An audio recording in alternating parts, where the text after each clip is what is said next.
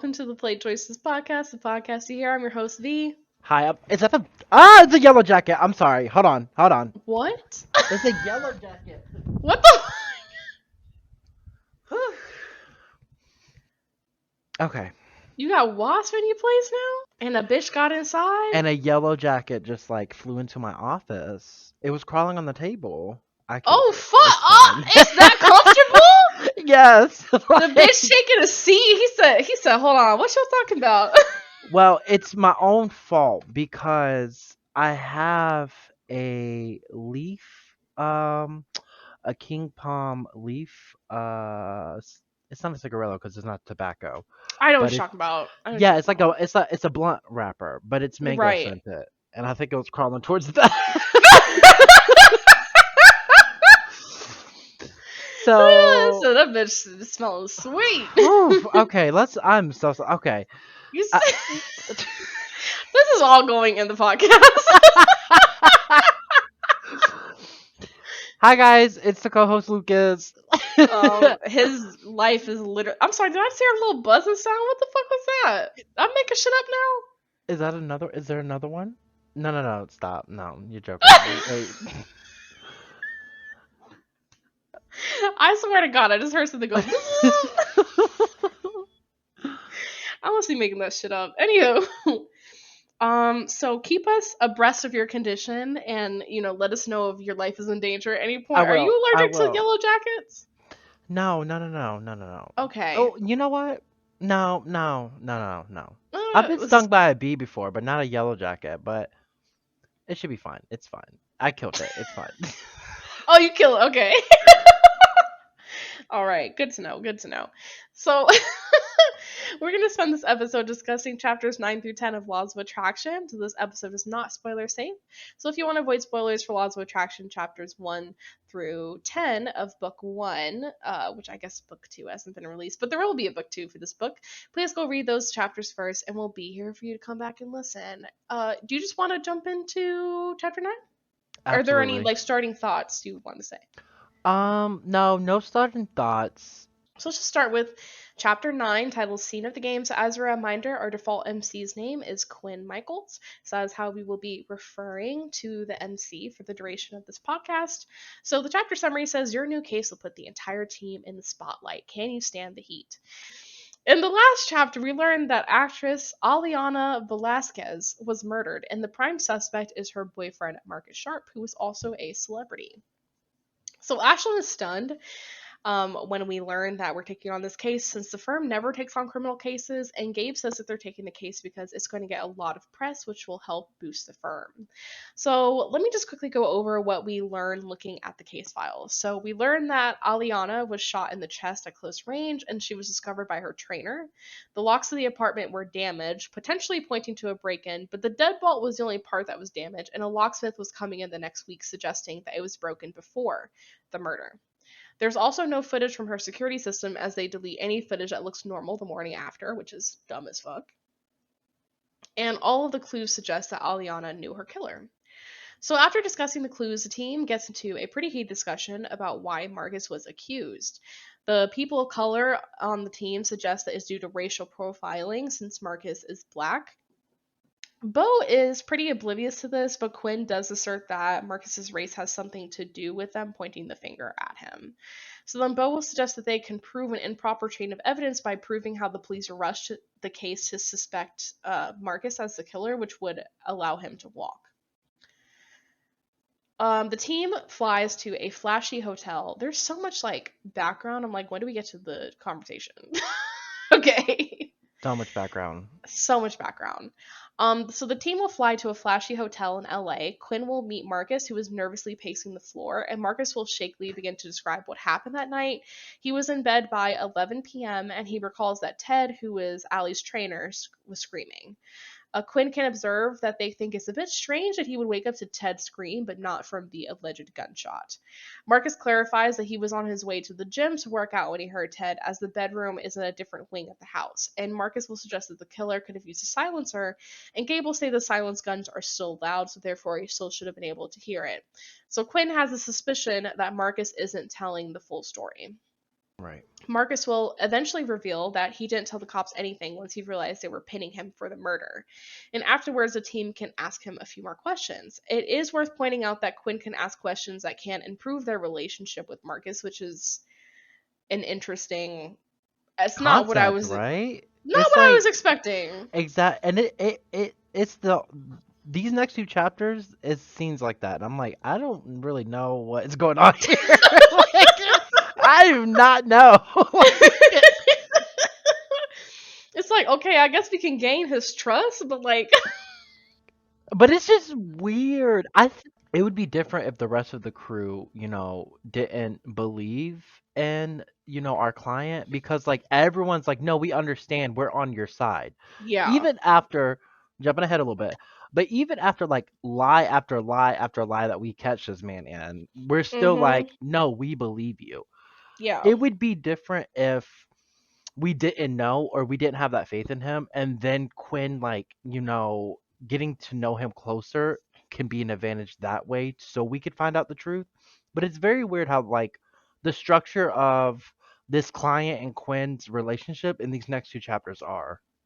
Giving me very Li energy because I Right, do doesn't it not though? Doesn't understand. it? Doesn't it? It's so I don't like this. And I think that's what pisses me off. Because like, me and V, we had a separate conversation before we started, and I was like, oh, these chapters are boring. And I think it's because of this. And I mean, like, boring in the sense of, like, this man is not about to be prominently. Well, of course, we don't know how the story's going to go, but, like, he's our Right. client. Like, why are we taking, like, midnight stroll walks? And why do I have to pay diamonds to get to know him? Like, I don't.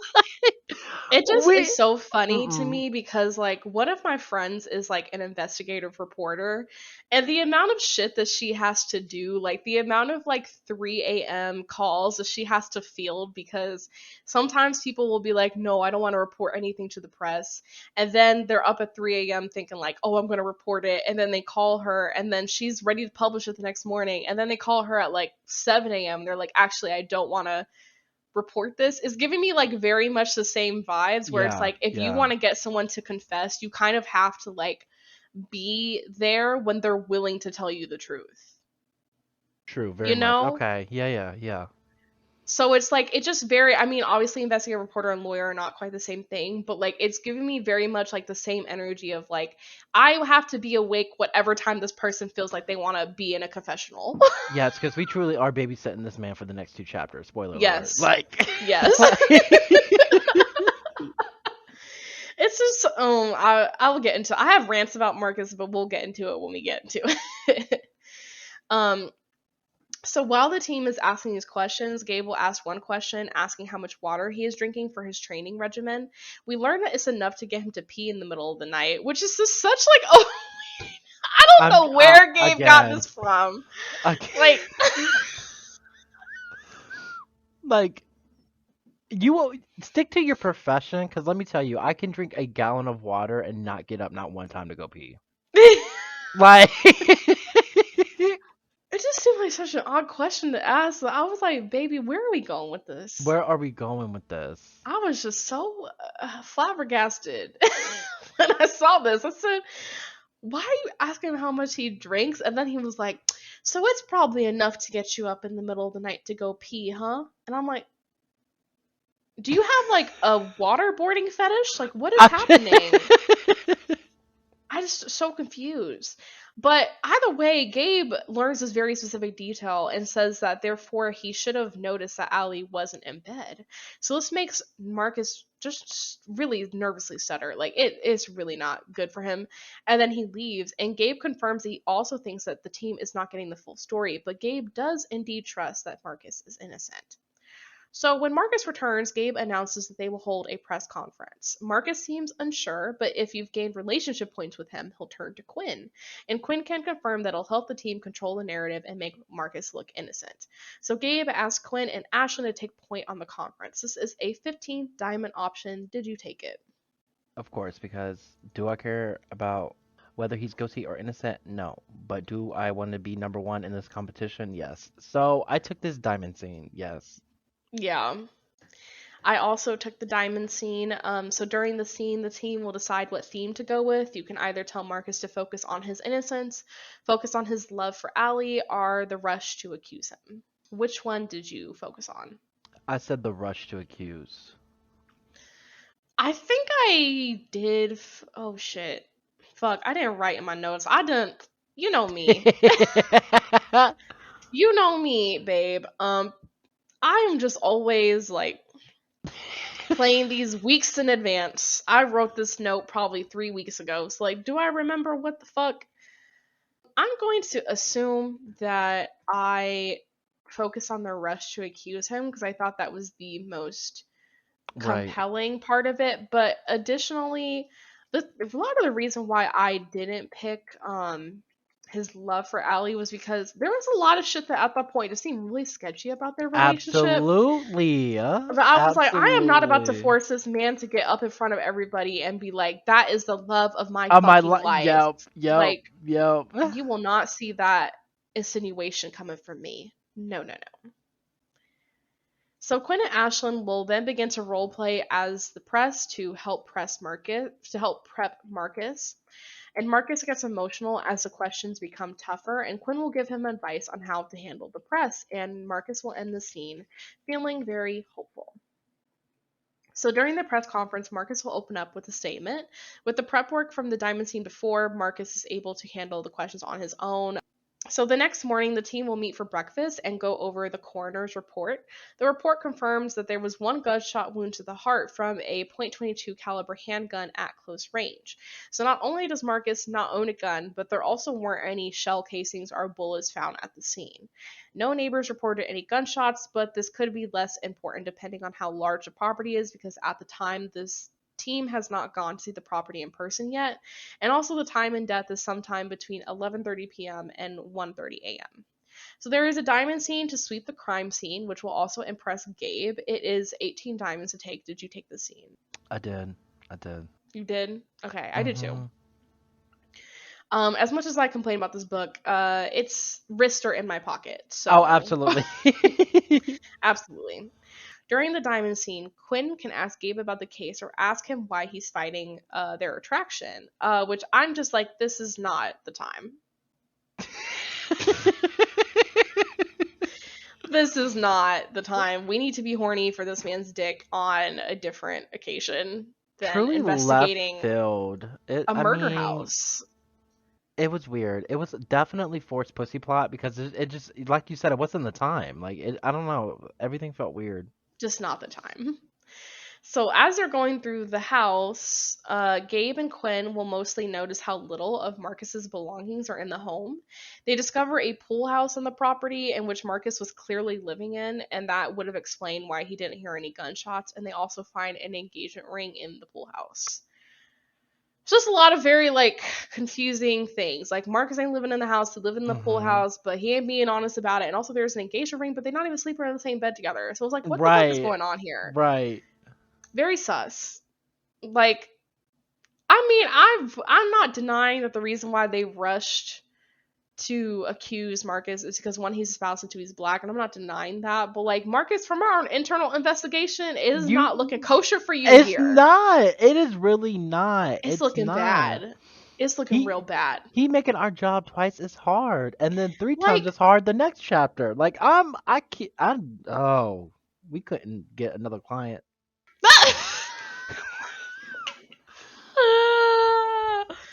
so later, Quinn, Bo, and Ashlyn will go to the set of Allie's TV show to interview her co-stars. I gotta say, this gotta be the most out of all of the scenes that we could complain are annoying. This is the part I do not care Uh, about. it was such a eye roll for It took me. so long to get the one piece of information we needed to get. Yes, yes. It is literally like 2/3 of the chapter to get this one piece of information, It's and it's so not even that annoying. good. Quinn will talk to Kaylee and Teddy, who are two of Allie's co-stars, and both of them believe that Marcus is innocent. They will briefly mention that Allie seemed on edge, but get called back to the set before they can go in more detail. The director offers for someone to be on camera, and Quinn can either offer themselves or Bo. So what did you do? Who'd you let go? Of course, I went. If it was Oh, I let anyone Bo go. else, bro, oh, if it Yeah. was anyone else, I'd be like, but I don't like Bo. I don't know. I don't like him like that. I just feel like I was just mentally checked out of this whole thing. Like I was like, I ain't trying to be on camera. Fuck, like I'm trying to get this murder victims like murder Fucking served alibi justice. and shit. Yeah, like come on now. Before we get on with the rest of the episode, let me interrupt with some plugs. You can leave us a voice message at anchor.fm/play-choices-podcast/message. It could show up in a future episode. You can also directly support this podcast by going to anchor.fm/play-choices-podcast/support, which will allow you to support us on a monthly basis. You can also go to streamlabs.com/playchoicespodcast/tip to make a one-time tip. All of these links will also be available in the episode description. Thank you for your support, and let's get back to the episode. So I went ahead and let Bo go. It was fine, it was a cute scene, but like I didn't want to be there in the first place. So it was cute, but I didn't want to be there in the first place. So afterwards, Kaylee and Teddy will offer for the team to join them at a speakeasy for 17 diamonds, but really only Quinn will have the opportunity to go. Did you take it? I did. Again, just for this piece of information. Just for this one piece of information, that's all I went for. So Quinn will go to the speakeasy and spend time with Kaylee and Teddy with the opportunity to kiss one of them, which doesn't seem too professional to me. You're just making out with the suspects now. It's one thing to fuck a rival lawyer after the case is done. That's one thing. Or the informant, the firefighter, or You someone know who what? You're right, because I do not judge Quinn at all for fucking that firefighter. That at firefighter was all. You hot. hear me? At all. Let me close my whore mouth. Okay. I'm just saying he helped us with a crucial part of the information that allowed us to win the case. So if anything, the firefighter deserved a nut too. That's all I'm saying. Did we even win that case? What happened to that case? Does anyone remember? Because I do not recall. Is the firefighter? No. That was the lighthouse, or not. The light switch case. Or no, it was a socket. It was an outlet socket or something that was like glitchy, and they tried to let the landlord know, but the landlord never fixed it, and then it caught on fire. Right. I think the client got the security deposit back in order for to move. I don't know. I just remember the Lord. nut. They really had us do that scene just so we could fuck one firefighter. Yes. And we heard nothing about that case afterwards. Jesus. So yeah, you can be very, work professional and kiss either Kaylee or Teddy. Afterwards, they'll admit that by Allie being on edge, they meant that they thought she was obsessing over something. And the chapter will end on a cliffhanger when, back at the hotel, Gabe announces that they're leaving LA to go to Sadie's upstate home for some privacy, meaning Sadie will be there soon. At what point do we stop being intimidated by this bitch? Who, Sadie? Yes. I stopped being intimidated by her when she let her little nasty ass, ugly ass fucking nephew take credit over something that I fucking worked my ass off for, and then go side with him and be like, "That's bad sportsmanship." I don't give a fuck. No, fuck Sadie. Like, I get that she's the boss and she has final say in the competition or whatever, but like, at what point is it just become working in front of them? Right. It's a bit much. Like, it's a bit much. How much he's like, Sadie's gonna be there. It's like, ain't Sadie always in the office every day? Like, don't I see this bitch like all the time? Like, so let's start from chapter 10, Strategic Retreat. And the chapter summary says the team heads to upstate New York to regroup and discover the truth about what happened that night. So at the beginning of the chapter, the team lands in New York and is immediately assaulted by the press at the airport. Gabe instructs the team to come back to the office in 2 hours to head to Sadie's house. But is like, but let me show you all the ranking. The way that this man's like, let me flash the bulletin board so that way you assholes don't ask me in the car right there for the ranking. Yes. And I'm like, well, you did give it to me last chapter, bitch. Right. I was actually in first place this time. Okay. All right. Yeah, they played me last time. Yeah, they did. And Gabe knew better than to do it again. I mean, they really played you. They really did. So later, the team will head out to the cars to start the trip to Sadie's house. You can pick 3 cars to ride in: Gabe and Martin, mm, Ashlyn and Gigi, or Marcus and Bo. Ooh. So which car did you pick? I mean, truly, all of them are kind of like a double-edged sword, but Ashlyn and Yeah, Gigi. But I went with Gabe and Martin. just because you trying to suck Gabe's dick? Still, yes. Okay. Well, you know what? We honest here. We're honest here at Play Choice Podcast. So thank you so much for being honest with me. No problem, no problem. So if you do choose the Martin and Gabe car, I will be honest, not really much happens. They just kind of discuss what the cabin looks like and who lives there. Martin spent all the scene just being like pretentious and annoying, which is nothing new for him. No, but listen, Martin has truly been on our ass these last 2 chapters. He has. And I'm like, can you focus on anybody else but me? Like, He getting stop. real uppity these past few. I don't know what it He's like, is. shouldn't you be asking if our client has a gun? I'm like, bitch, what? Why don't No. you ask him, bitch? Instead of sticking your hand up my ass like a puppet, just Like, ask him yourself. come on. Like, he's just been real snappy. Like, He has ugh. been. He has been. So the other car would be Marcus and Bo. Now I don't know why they put Marcus and Bo in the same. Okay. Why they letting Marcus put Marcus and Gigi in the same car? At least Gigi sympathizes with Marcus a little bit. Bo does not understand for his life what is going on. Right. It's really bad. So they still mostly talk about the cabin, and Quinn can give Marcus the opportunity to open up about his relationship with Allie, but Marcus doesn't open up. So again, like this man acting, I'm like, we in a car with a murderer. Oh, absolutely. He just acts sus. Absolutely. In He multiple just ways. acting suspicious In multiple before, ways. yeah. He's not. He's really not guilty. We know that, but I just don't like the way he was acting at the beginning of this chapter. No, at all. So the car that I took was with my 2 bays, Ashley and Gigi. Like I Hmm. said, this is a girls only club in this book now. So I would say this car is. Did you look up the dialogue? No, no, no, no. It's sad as fuck, bro. Is it? It's sad because Gigi starts off by being cheery, but then like quickly opens up to being like upset about the case due to the fact that Martin is a black man who is being unfairly discriminated against, and the car goes dead silent. It was really awkward too because like Quinn and Ashlyn were both like 2 people who were like very vocal about like Hmm. being on the side of believing that Marcus is innocent and also believing that he is being racially profiled. They went silent, and I'm clicking through the dialogue, and I'm like, when are one of you bitches gonna say something? I find it very strange that they pick the black character to speak about this, but also kind of realistic in the sense that because no one like Gigi was the first one to bring it up, and then everyone kind of was like, yeah, yeah, that is a little, yeah, that Mm-hmm. happens. But then for Gigi to bring it up again and just be like, no, this really is on my heart, like it's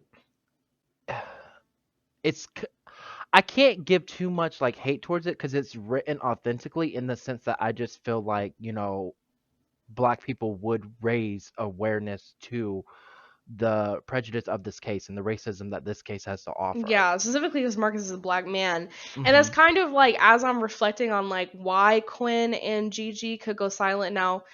I want to say my Quinn is black. So that's the part where like it doesn't make a Hmm. lot of sense. Now, if your Quinn is not black and Ashley Shirley ain't black, I can see where you go silent because it's like, Yeah. as someone who doesn't face the same type of like prejudice that a darker skinned person like Gigi's skin tone or Marcus's Hmm. skin tone would face, like I could see how it's like I agree with you, but I also feel like because what can you say to cheer someone up when they're talking about like systemic racism? Like how the fuck you recover from that? Right, right. And it's That's a hard truly topic. absolutely even later on, I mean like Marcus he not doing himself any favors. It is very naive, but he says like I would think that they would try to look at evidence than just like look at me for like who I am as a person. Mhm. But yeah, no, again, like, Marcus is not helping. Gigi's probably looking at this case like, wow, this man's really about to go to jail, not because he did it, just because he's black. And Yeah. there's not enough evidence like to disprove him. Yeah. Also part of why I was like disappointed with the dialogue because like I just feel like Ashlyn and Quinn should have made, especially with my Mm-hmm. Quinn being black, should have contributed Mm-hmm. like a little bit more to the conversation rather than just kind of like letting Gigi just kind of like sit in like the silence of like the realities of systemic Right. racism, right? Right. But at Right. the same time, like I can kind of see how it's realistic because it's like there is no magical sentence that I can say to make it less real for you. Mhm. So it's Mhm. like I don't know like what to do, but I kind of wish they had said something. Like it's kind of I kind of find it frustrating and I kind of don't. Like I kind of go back and forth, but it's made me feel really sad for Gigi mostly because it felt like it was kind of the first time that she had opened up because normally Gigi's like really playful Exactly. and it was the first time that Exactly. she opened up and like no one really like tried to comfort her. Like everyone was just kind of awkward and silent and I was like, this is why people of color don't even like bring up this type of shit in the first place. Right. Because Right. when it does get brought up, no one responds to them. So I think I'm leaning towards being more irritated than like Same. That's how I felt that like Gigi had to be the one to be vocal about the yeah. racism here, Yeah. but in the sense like it is realistic, just like it would be realistic for Quinn and Ashlyn not to speak, but like that still doesn't, with us being POCs ourselves, that's why we're like, Mhm. no, the silence, it's got to stop. Like Yeah. we do not, no, And like mm-mm. I get that it's hard to like try to figure out what the quote unquote like right thing to say in the situation, but like you gotta offer Gigi some support or at least, let her know Yes. like, hey, like even if, your Quinn is not black, even if it's like I do not understand, like I cannot relate to that experience, but like I want you to know that like we're here to talk to you if you need help like working through this case. Hmm. At the very fucking least. Like Absolutely, absolutely. yeah, and then the car goes silent before like Gigi kind of gives way for Ashlyn to bring up some gossip about the town. Like it's just very awkward scene. Very, very awkward scene compared Hmm. to what we'll talk about in the other two cars. So at the lake house, Sadie will show the team her glamorous cabin before sending them into town for the morning with instructions to clear their heads so they're ready to work in the afternoon. You can either go with Bo and Martin to the candy store, go with Gigi to the bookstore, or go with Ashlyn to the flower shop. So where did you go? Yeah, I went to the flower shop with Ashlyn. I did. Ah, I went with Gigi. I Okay, think okay. probably some of the guilt of just leaving her hanging in the car Yes, a little I could bit. see how if you took that card ride, you would choose Gigi. I Yeah. need to start choosing Gigi. I need to start. I need to She's start. got some great scenes. I know we were throwing some shade on her, but the more that they give her an opportunity to shine, the more that I'm like, I really like her. I Yeah, yeah, really, yeah. really do. So, you went with Ashlyn first. I did. Okay, I will say it's a pretty like it's a nice scene, but just from a narration standpoint of me describing what happens, like I really didn't write much because essentially It like didn't. Not much happened. yeah, yeah. So Ashlyn will suggest that they get some bouquets for Sadie, and Quinn can also get Ashlyn some roses, and this will open up for the opportunity to kiss Ashlyn. So it's nice. Like my little Ashlyn shipper heart. Thought it was a very cute scene. If you go with Gigi, we will learn that Gigi loves to read, which I guess is unsurprising considering how fast this bitch reads. And she says she struggles to find new stuff to read since she reads so fast and she has read so many books. So Gigi will find a rare book that is very expensive. If you decide to buy it for her, you'll gain relationship points with her, and this is the only scene that doesn't include getting a gift for Sadie. Like it's purely just to build like a relationship with Gigi, which I thought was interesting because the other two were definitely like, if you go with these scenes, you'll also get a gift to impress Sadie. But Yeah. with Gigi, like you're truly just going there just to, like get to know Gigi, which I think is important in the context of the scene that happened prior. Absolutely, 100%, 100%. Yeah, Yeah. I was literally just about to say like I actually like how they wrote that. Yeah, that I Mm-hmm. mean, yeah, I completely agree. Yeah, yeah. It's very interesting. It's something that I didn't even really catch. I was making the notes. Like I'm just now realizing the way that it was written, like as you're Mhm. recording, which I think is very smart. I personally think my favorite out of all of the three scenes is Bo and Martin. I don't know. Did you go ahead and take the opportunity to watch that scene on YouTube or No. something? Mm-mm. Please do. That shit is so funny. Okay, okay. Because Bo and Martin, they're just two very different personalities. You get them in one room together, and it really just hooting and hollering the whole time. And they go to the candy shop, and the three of them will eat these spicy candy bars. Like it's one of those competitions where it's like one of those super hot spicy candy, and like you have to finish the entire thing first. Hmm. So Quinn can win the competition if you pick the right QuickTime event options. I will say it's largely a scene for the comedics, and it is super hilarious. And I do like the dynamic that just continues to show between Bo and Martin. And Quinn will also pick up some taffy on the way out for Sadie. So if you did not pick Bo and Martin, I encourage you to look up on YouTube Laws of Attraction Chapter 10 because the scene with the two of them is so fucking funny. It's hilarious. So afterwards, there is a diamond scene for 18 diamonds to hang out with the team at a local bar. Did you take the scene? Now, I took this because I liked when the team all came together when we were getting rid of that champagne problem boyfriend scenario Mm-hmm. ish.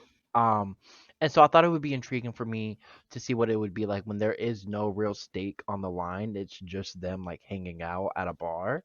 And like, I gotta be honest, I kind of enjoyed the scene a lot actually. But yeah, I took it. I did too. Yeah. This is one of those, like, I feel like Choices has a lot of books where there's some really great group dynamics going on, and I oftentimes feel like before we continue with the rest of the episode, let me interrupt to share our socials.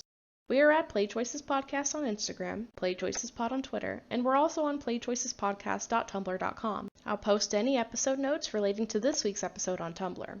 We're also available for streaming on all major platforms. If you're listening on Apple Podcasts, please rate and review as reviews help us in the platform's algorithm.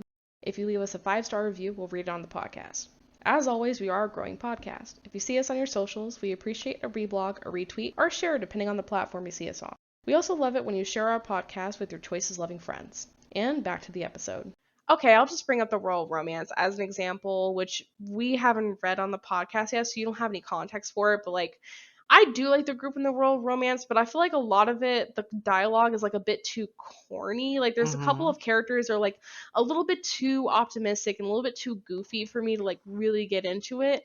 But this Hmm. is a really great group dynamic. Like, it kind of feels like a group of friends that like you would develop over time. Like, at first you're like, I don't really know how I feel Yes. about all of them, but Yes. then you're like, no, the dynamic between this group is actually so funny and it seems Yes. so realistic. It And I does. I love it. really love it. It's Hmm. great. It's really great writing. It's one of those things that I take just because I'm like, I just know the dialogue's gonna be fun as fuck. Yes. Between all of them, really. But yeah, I really enjoyed the scene. I'll just kind of start off talking about with MC and Martin. They face off in this mechanical bull riding contest, which Martin will win no matter how well MC does, just because he pretty much just goes limp off the Yes. bull, Yes. and he's able to hold on by doing that. After this contest, Bo will see an old crush across the bar, and Quinn can either be his wingman to gain relationship points or can tell Bo that he doesn't have a shot for a penalty against the relationship points. So, what did you do?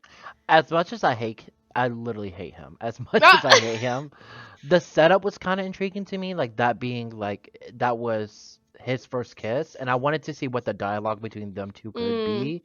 So that's why I took it, not for him, but for my curiosity. I definitely took it just to continue to have him on like my side, but also because like as much as I don't like Bo, like the whole like nah you don't have a shot. That's felt a little bit too mean. That's rude, right? I really have such a hard time being mean to characters in video games. Like I just really can't do it, no matter how much I fucking hate them. So yeah, it was just a bit too much to tell Bo like you don't have a shot, especially because like he already got the kiss when he was like 12. So like clearly, I think there's at least a little bit of a chance she might do it again. Yes, yes. Like and then Gigi and Martin will split off, leaving Quinn and Ashlyn alone. So this is another opportunity to make a move on her and another kiss. So again, I like the fact that this relationship dynamic with Ashlyn has a really I just feel like I'm finally seeing an ally, a female ally who may be getting some screen time. Yes, honestly, cause I did the dance with Ashlyn. I gave Ashlyn a little kiss. Mhm. It just felt very like dating, right? Like it felt very like taking the right steps. Good, Mhm. good, good LI conversations. Like it's good. It's really good. I'm upset because Gabe is out here giving me nothing. But with Ashlyn, it just comes off so natural. Yeah, I think they really hit like a nice sweet spot with like what a co-working relationship looks like while you're trying Absolutely. to develop a romantic connection. And Yeah. like I just really have such a soft spot for those two together. Like they're just so sweet. And yeah, I'm just really enjoying it. Like, it's kind of the first time that I'm like, wow, there's actually a lot more scenes for the female ally than there is a male ally. Like, normally, Mm-hmm. it goes the other way. But I'm really enjoying this Ashland romance. It feels very just like they're taking it slow and just enjoying each other's company and just kind of like letting the Yeah. attraction come along naturally. Whereas, like, with Gabe, it's like, why are you fighting this? And it's like, I get that he's the whole like manager and stuff. Like, I'm not saying that he's wrong to try to put off a kiss, but like what I am saying is that I am tired of pursuing a man who clearly does not want to put his dick inside of me. So I'm just gonna move on. Even in the limo, like Gabe was like rubbing his fingers up and down your leg and like doing Mm-hmm. this and doing all that. And it's just like I to me the whole boss and like their type of relationship, like we are actual lawyers. Like Yeah. we can't come up with a contract for both of us to sign. Like we are like 100% like it just seems like redundant to me to be like no, like cuz once we start we can't stop. And it's like okay, but Ashlyn over here giving me a little kissy kissy and being like, "Okay, Quinn, let's get back to the case, okay?" Like why can't you be like her?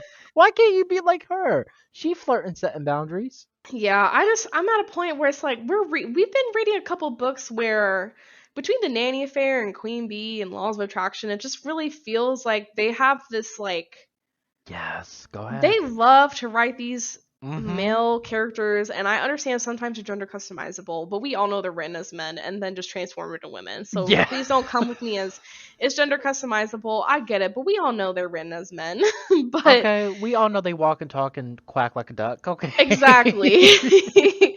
So it's like they put these men in like these positions of power, and then like this usually younger woman, because the MC is always intended to be a woman, who comes in and is like, please just show me your left nutsack, please, that's all, I just want to see it, please, oh my god, now show me the right one, bounce them up and down. It's like we just yeah, catcalling these men at this point, and it's like at what point do I get like at what point do I feel like I'm harassing them? Exactly, especially in the context of like some of these scenes, right? Because like some diamond scenes that involve Gabe, for instance, since this is, the story that we're on, it's like I want to get you lunch. Or like, hey, we have to like pretend that we're gonna get married. And like that involves that cute kind of conflict. But when we're on the way to like something else and you just want to be like, why haven't I tasted you yet? Like that's not Yes, it's it's so so forced. Yes. inappropriate. He Yes. walking into the murder scene and being like, "So So- do you think I can suck your dick yes. here?" Like, Yes. it's just so bad. Like, oh my god, I hate. And you're absolutely right. Those scenes, like when they were at the bar in the casino or when they were going Mhm. to the chapel, are so fucking cute. Yeah. Or like Yeah. when Gabe takes Quinn to go to lunch. Like, Mhm. it's so cute. But all the other times where we just doing a job and Quinn starts like dry humping this man's thigh, like it's just not cute. And like I'm tired of it. Like, I'm a firm believer that like the best relationships just occur naturally. And to Yes. me, the whole gay romantic relationship is something that just feels like so forced. We gotta harass him all the time. Like, I ain't trying Mhm. to just salivate every single time I see this man walking down the hallway in the office. And then meanwhile, I have this beautiful ass woman who's working right next to me who like blushes when I flirt with her, and she's like, "Oh, we'll see about that after work." Like, ma'am, if you don't take your panties off when you hit that elevator to leave to go home. Like, Leave me I'm tired of, breadcrumbs. exactly. Like, I am tired of chasing this man, okay? It's Ashlyn's time. It is Yeah. Ashlyn's day. I'm It rolling out the red is. carpet for her to come into my life. I mean, I was truly shocked with just the lack of diamond scenes alone with Gabe in these last two chapters. You're Like, absolutely right. They really have been pushing Ashlyn more in these last two uh-huh, and chapters. that's the comment that I was gonna say at the beginning, but now that it's more towards the end, Mm-hmm. because like our next diamond scene, literally nothing to do with Gabe at all Not at whatsoever. all. Not at Like, all. Not at all.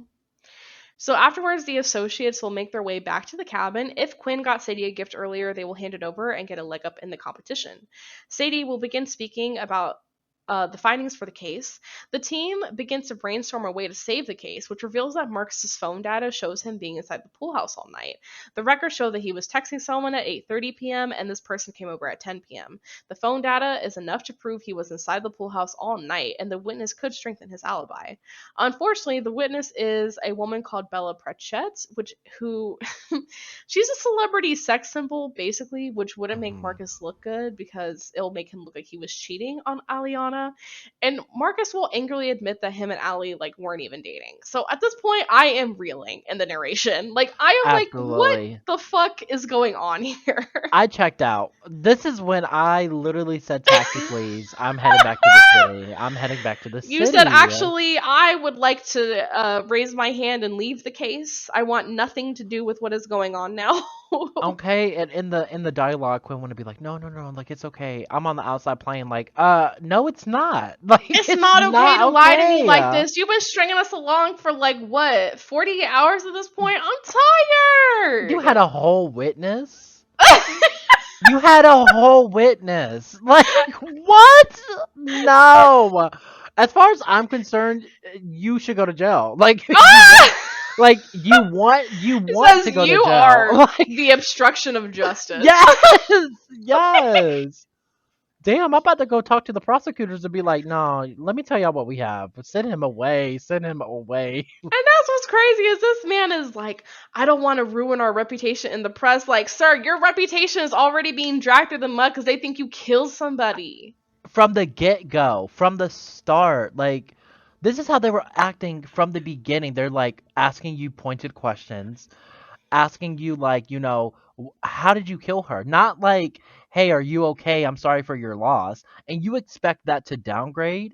No, no, no, no, no. Yeah. And then you tell us you had some nana that night? That No, nana. mm-mm. No, Marcus, no. Here's the part that I don't understand, and I understand why choices wouldn't write this into the plot. But let's just speak about this candidly. You know how many times I've seen a Twitter thread being like proof that so and so celebrity couple is fake or just a PR stunt. Hmm. Like as if there are people on the internet that aren't already expecting this to be fake. Right, right. And you know it's a lot easier to forgive a lie, not a murder. Like, sir, if you don't step in the confessional and tell me, And at like, that point, that's when you have to. I feel like if I was Marcus, right, I would have given all the information. And if it doesn't work out to my favor, our last trump card is being like, hey, I do have a contract signed that says that our relationship was fake. right. Fuck my damn Like, show all the emails reputation. and the paperwork that shows that, Yeah. like, like, show your PR firm sending email. And I know the Yep. PR firm gonna be like, no, but fuck them, No, fuck fuck them. them, Fuck my fuck them.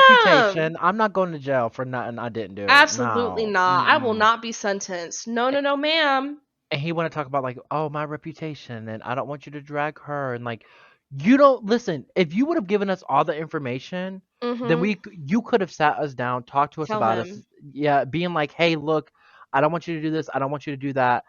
We don't even get a chance to do it because you done fucking waited so long that, like, we can't, like, we don't even have the opportunity. Sadie Like, literally looked at this man and literally said, like, this case is dead in the water in order for him to yes. reveal information. I will Like, say when Sadie was like, if you want lawyers that are gonna sugarcoat it, I got some recommendations for you. I was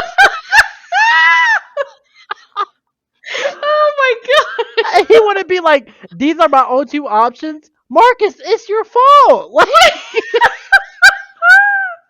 don't you dare. I was so over Like, these. how you gonna scream at me when you are still withholding information that is key to the case? Oh my god. Like, oh my god, it's so ridiculous. So, after Marcus makes the revelation that him and Allie weren't actually dating, the team still doesn't love the idea because it could be a double-edged sword against his character. So, Sadie will ask Quinn what their opinion is. The correct answer here, to gain points, is to work the media angle using interviews to shape the public's opinion. But ultimately, none of these are the perfect solution, and Marcus will get frustrated with the lack of progress, and Sadie points out that Marcus isn't helping them by being dishonest, which is what you just alluded to. And Marcus gets upset and admits that Allie was his best friend and walks out. So I'm like, here we go. Like, I'm trying hard to be sympathetic to this man because I know he's being racially profiled and I know that he's between a rock and a hard place right now. But like, sir, you trying it, sir. You really are. So, when you are in between a rock and a hard place, the best option is not to dig a hole. Let me tell you that.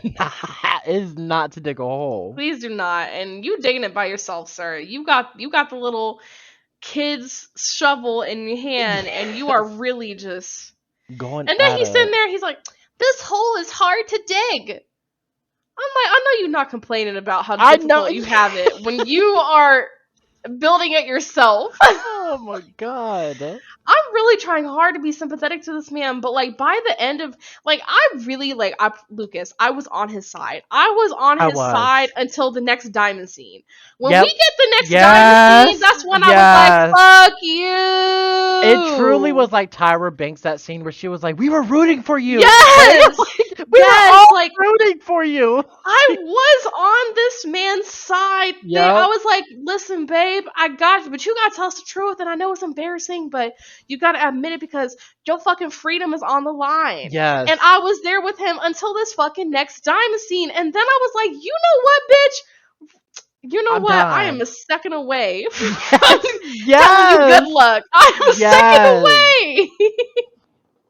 Oh my god, especially this next fucking diamond scene. Let's this is where it fell apart for me. This is where I was like, Marcus, you done fucked up. You fucked up. You done goofed because you done made me upset. Oh god. So Quinn will follow Marcus outside, and Marcus will admit that it's hard to be honest because he feels like he's under a microscope, and he is upset about not being able to grieve Allie properly. He admits that things between the two of them were very complicated, and there's a 19 diamond scene to take a walk with Marcus to get more info and earn his trust. Before we continue with the rest of the episode, I do want to remind everyone that if you have any questions or comments that you would like to be included in a future episode, please email us at playchoicespodcast@gmail.com. Questions can be related to books we've recorded episodes on, books that we haven't read yet, or even questions you'd like to ask us. Please specify if you want a shout out, otherwise all emails will be anonymous. Alternatively, you can go to our Ask box on playchoicespodcast.tumblr.com and submit a question. Just specify that is for the podcast and we'll be sure to include it. And back to our episode. Did you take this scene? Listen. I took this scene because for strategy? I'm like, you have lied to me so much. I need to know what else I'm getting myself into. Right. That was my conscious thought of picking this scene. Like, I'm like, no, because you're not about to keep doing this to me. We need everything out in the open right now. I picked that scene. I done rolled my eyes. I said, here we go. What sob story? Oh, Allie was my best friend. I'm like, I don't give a fuck. If you don't tell me something that I can put in this yes, the segue for it when it was like Marcus storms out and Quinn follows, and I'm like, oh, here we go. Captain. I know, right? I was like, can we get the option to stay?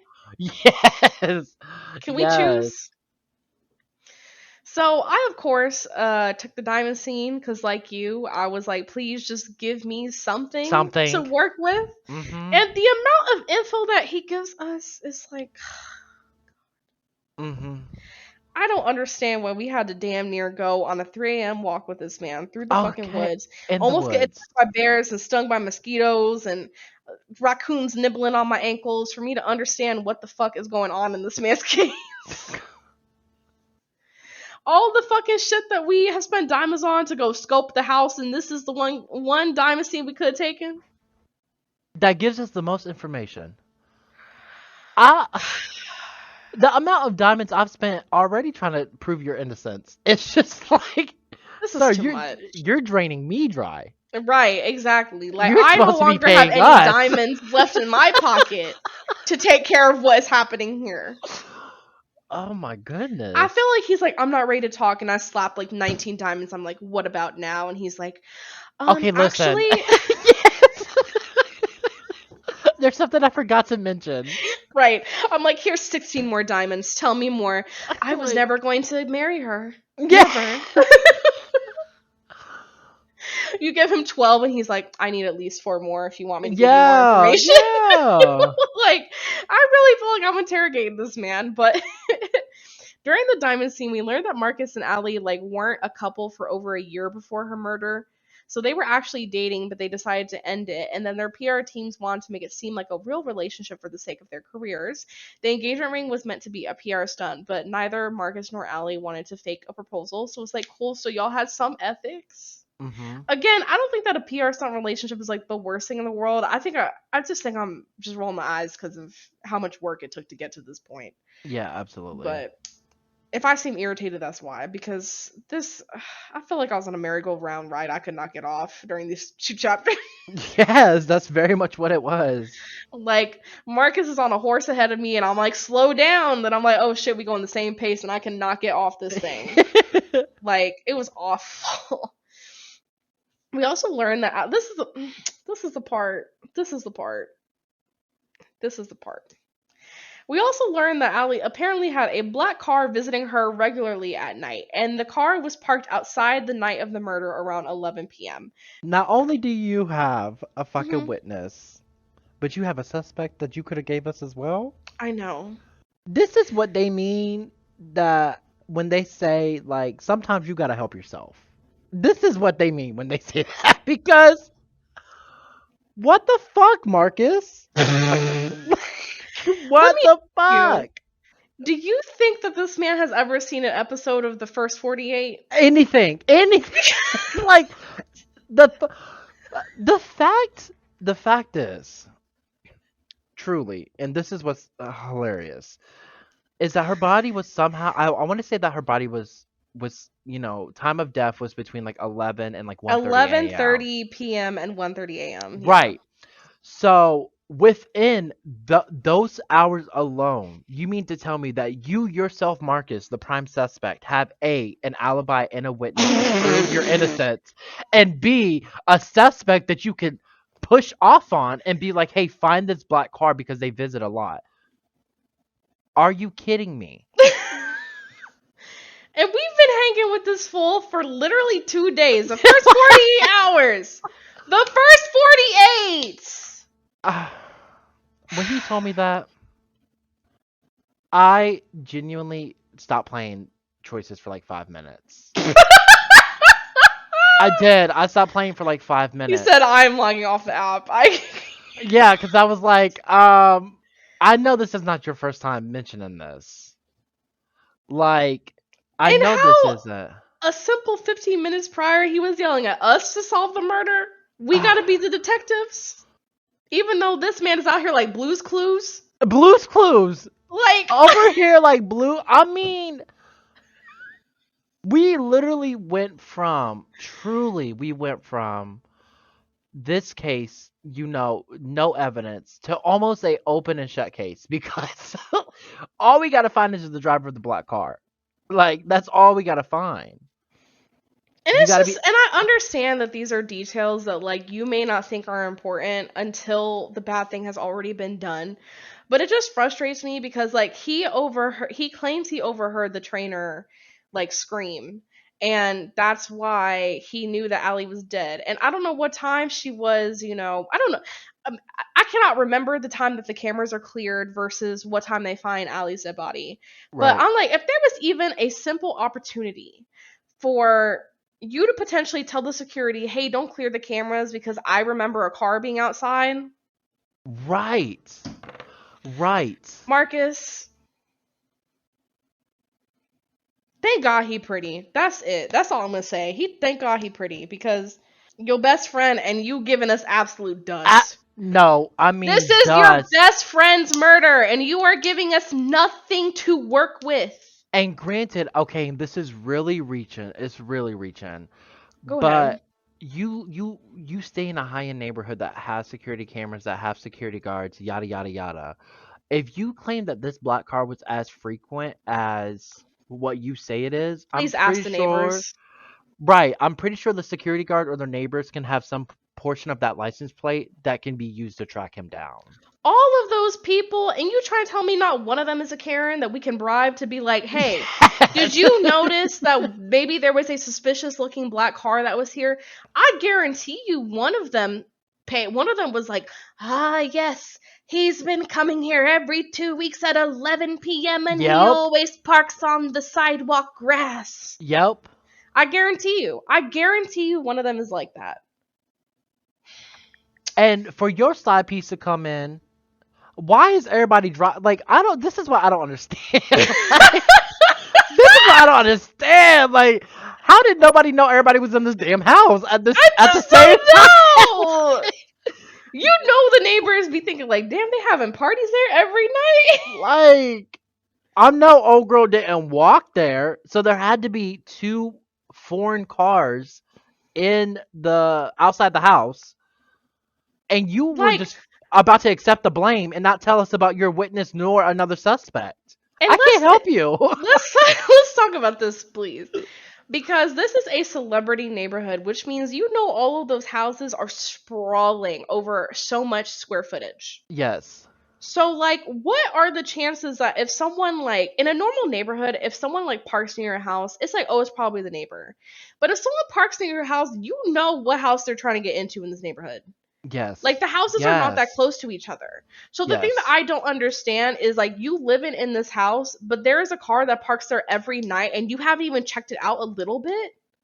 Right. Because I'm telling you, like, I'm a suspicious ass bitch, especially when it comes to my own home. Like, if someone's hanging around my house, I'm gonna be like, who the fuck is that? And why are you not more concerned about it? If this person is your best friend, you should be comfortable enough, and someone who you used to date. That's from the get-go. Yeah. Take away from anything, your sole purpose for being nosy is very, very what's the word I'm looking for? It's understandable because listen, who you fucking could end up messing with our bag. So we need to be on the same. Exactly. Like I'm we gonna need be to be like, on the hey, same page. what the PR plan? Have you told the Yes. PR team about this? Yes. And then also, as your best friend, like, I'm concerned for you because, bitch, you know how you and me are. The moment some relationship drama be coming up, got you on speed dial, bitch. Yes. So Yes. she your best friend, but you ain't talking about this shit. And that's what I'm saying. You got your other little her co-stars being like, "Oh yeah, she gets obsessive." I don't even know what that was supposed to mean. I really I don't know what the even, fuck like... that was because it was like the only reasonable thing that I can come up with, and like maybe it's something else. Like, it doesn't have to be a romance plot, but let me just tell you where my mind went. My mind went says she got some new dick. Okay, so I'm sitting here being like, oh, she got a little obsessive. I said, oh, is she dickmatized? Right. Right. Like I just. Anywho, that's what Marcus's line ass told us. I'm tired of this man. Like, I actually remember I literally wrote in my notes that I literally wrote, I quote, this conversation is so frustrating because this is good info he was holding back and he was yelling at us, which I'm not gonna lie, is to solve the murder. He yelling at us. Us. Capital U, capital S. Oh, the audacity. I'm trying to tell you, the audacity that champagne problems can give you. Oh my god. I can't.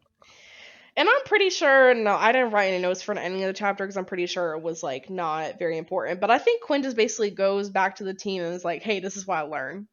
And No, then, that's literally like, that's how the fucking chapter ends. Yes, and then Gabe is like, oh, it might be a little bit challenging to find out who that car is because of the lack of footage. It's not going to be. It's not going to be. There's only one way into a high-end rich society neighborhood. Mm-hmm. There has to be a fucking camera somewhere. This is what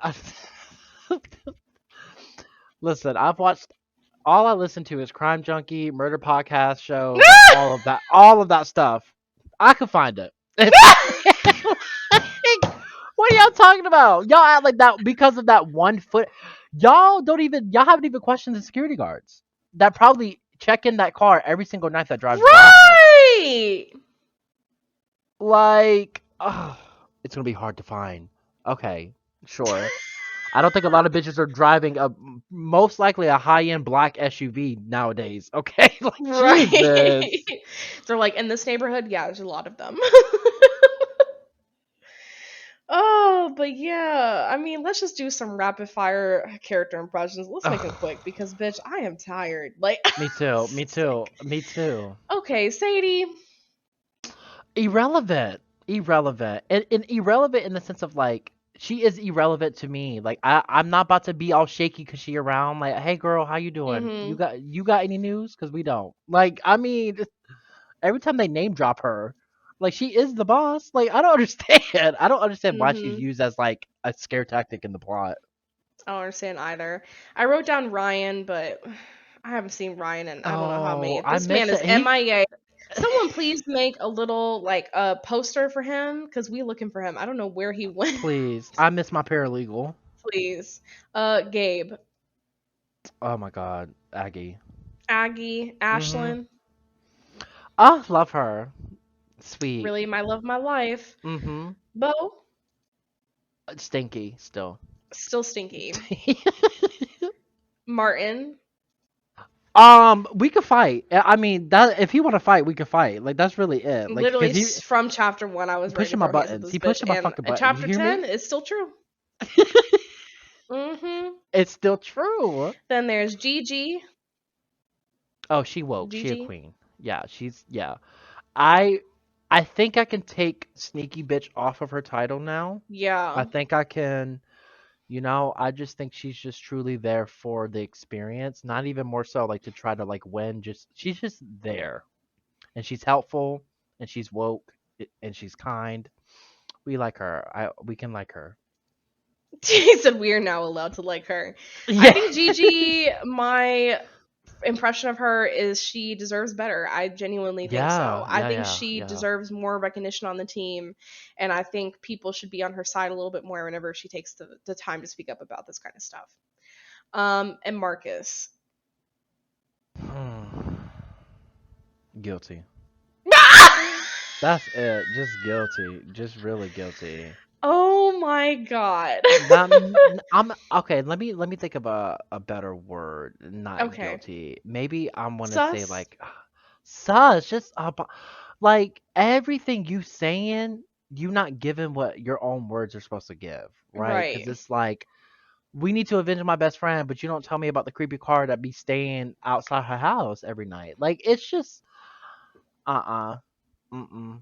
I do not like him. And I cannot wait for this murder trial to be over with. The way Win that win he's or lose. I feel like we just really have to pull teeth to get something out of this man, and it makes no sense. Like, you have every motivation in the world to like want to be proven innocent. It's just like the worst case scenario. You're worried about your career and going to jail. Well, that is the Mm-hmm. worst case scenario. The worst case scenario is you are going to go to jail and it's going to ruin your career. Now, here's just the cold hearted truth, the honesty, the candor. This is what we do as lawyers. The probability of you like leaving this case unscathed publicly is Mm-hmm. not it's not high, sir. It's not Yeah, high. I think you're gonna have to take Like what you can get with this one, sir. yes, Just yes. be glad you're not in Like, jail. This man gonna be walking. You know what? This man gonna be walking around for the rest of his life like OJ. He really is, no, and I really, hate to he say it. really I hate to is. say it, but that's really how it's gonna He be because he really gonna have people looking at is. him for the rest of his life, saying you're not in jail, but you should be. Right, because you looking really sus. If the glove does not fit, then you must acquit. That's And really it's how just it's about to be. and it's so funny because like the solid evidence that we could have thus creates like reasonable doubt because you tell us about this car, we have a solid Mm-hmm. case for it. Yeah. Anything that we have to share with the prosecutor so they can also Yes. have like a rebuttal or a defense for it. And the Yeah. first words out they fucking mouth is going to be, why did it take you so long to tell us about this car that was there for fucking 2 weeks? Absolutely. Absolutely. Absolutely. So sir, you is really making this fucking hard. I'm telling you, this man's case gonna be just like OJ. I can guarantee it. I can see it. I can see it. Everybody right now, go watch that little Netflix it wasn't a documentary, but it was like a I forget what the word is called, but it's like when they enact like a real life case, but they Mm-hmm. like dramatize it. Mm-hmm. Like go watch that and I guarantee isn't it like the People versus OJ or something like Yeah, that? something like that. Yeah, yeah. Yeah, I promise you with everything in my heart and soul, this man, even if he walks free, he gonna be like OJ. And you know what? We did what we can. I'm sorry. There's not much I Yeah. can do about the paparazzi. We'll Mm-mm. help you with the interviews and stuff, but there's gonna be some doubters, unfortunately. Yeah, absolutely. Absolutely. Especially if we can't find out who's driving this car. Ooh, sir, I'm sorry. Your public reputation going down the toilet. I'm so sorry. And maybe if you had taken some notes or taken some information, it would have helped. But we are where we are in this case. Nowhere. Yeah, we have made one step forward and 14 steps back. No, absolutely. Absolutely. So bad. Okay, let's go into bingo. Let's do it. So I'm just going to start with the last unmarked box that we were working with, and it says MC can sleep with their boss. I'm sure we will mark that at some point, but we're not there yet. I mean, maybe our chances are better with Sadie because Gabe is just not. Oh, I would actually love to fuck Sadie. Can we talk about that? I would love to. I I bet just she's a think, top too. yeah, I just think that, like, let me tell you, everyone wants to be, like, not everyone in a sense, but, like, I know a lot of people are, like, nervous about, sexual encounters, about whether or not they're good or not. Sadie will make you good. I feel like Sadie would not allow anything to be done to her that she does not like. So you don't have to worry Yeah. about that, you know? Like, I you're feel just like going to, Sadie would like. spit on you if you like didn't do a good job in the first 30 seconds. You know what I mean? And she would be like, "That's your punishment." Like, Oh, God. okay, now let's go on to the next one, which is the opposition is friends with the judge. Again, I don't think we've really Mm-mm. encountered this. There's the next one is open heart suddenly it hits you trope wins a case. I was kind of thinking about this. Why did we not mark this for like Lydia and like her date of birth thing? I guess so, yeah. I feel like it fits. So Oh, absolutely. Absolutely. I'm gonna mark it because I truly do not know why we didn't mark it then. I'm sure we probably discussed it and I had some reasoning, but if you remember, do not remind me. We're just gonna mark it. There's another one that says MC gives legal advice to random people, which has not happened. Pro bono lawyers still make a lot of money, which I have not seen an example of that. Mm-mm. Tragic story of a loved one getting screwed by the legal system. No. About to be this case. Oh.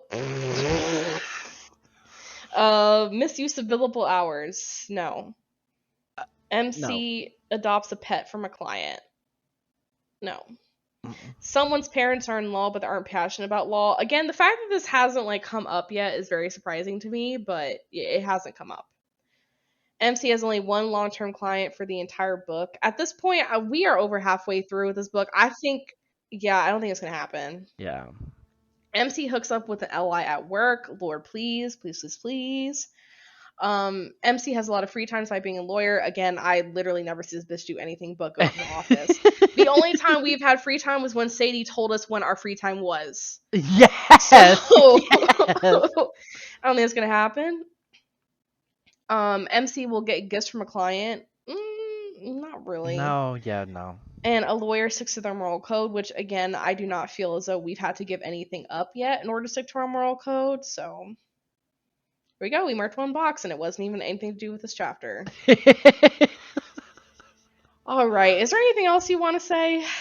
No, I'm drained. Like I feel talking like I about got so much off Marcus. my chest, and I'm tired Yes. now. Like I Like, feel literally tired. yes, talking about Marcus has truly like drained me. Like I'm so serious. Yeah, I Like, know. It was like we were getting real heated there for a second. So, all but right. no. Well, let me say our goodbyes. One thing that I kept from forgetting to do during the last couple of recordings is I keep forgetting to thank our anchor supporters, Mara and Jennifer. Thank you so much.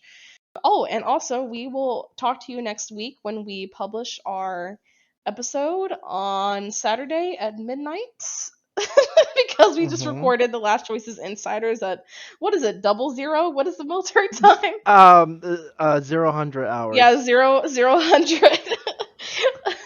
on Saturdays if we're in the Eastern time zone, and if you're in the Pacific time zone, that will be 2100, 9 p.m. So, yes, thank you everybody for listening. I hope you have such an amazing and great day. Hope you enjoyed our rants about Marcus, and bye. Bye, guys.